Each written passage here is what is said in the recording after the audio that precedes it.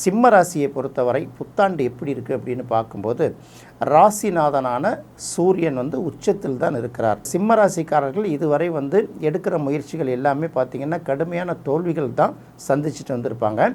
இந்த சூழ்நிலையில் இந்த புத்தாண்டு எப்படி இருக்குன்னா, வெறும் சூரியன் மட்டும் இருந்தால் அப்போ சூரியன் பாதகஸ்தானத்தில் இருக்குது அப்படிங்கிற ஒரு விஷயத்தை எடுத்துப்போம். ஆனால் இங்கே அப்படி எடுத்துக்க வேண்டிய அவசியம் இல்லை.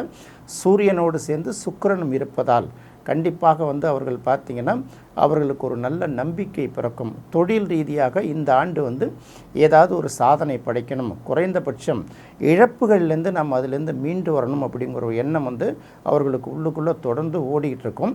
இந்த ஆண்டை பொறுத்தவரை அவர்கள் அதற்கான அடித்தளத்தை கண்டிப்பாக அமைத்து விடுவார்கள். அது அவர்களுக்கு எதிர்காலத்தில் ஒரு நல்ல பலனளிக்கக்கூடிய விதமாகவும் இருக்குங்கிறது தான் இப்போ புத்தாண்டை பொறுத்த வரைக்கும் நாம் தெரிஞ்சுக்க வேண்டியதாக இருக்குது. அவர்கள் புத்தாண்டு தினத்தன்னைக்கு வெங்கட சுப்பிரமணியர் அப்படிங்கிற பேரில் உள்ள முருகனை வழிபடுவது ஓரளவு அவர்களுக்கு ஒரு நல்ல பலனை கொடுக்குங்கிறத மட்டும் எதிர்பார்க்கலாம்.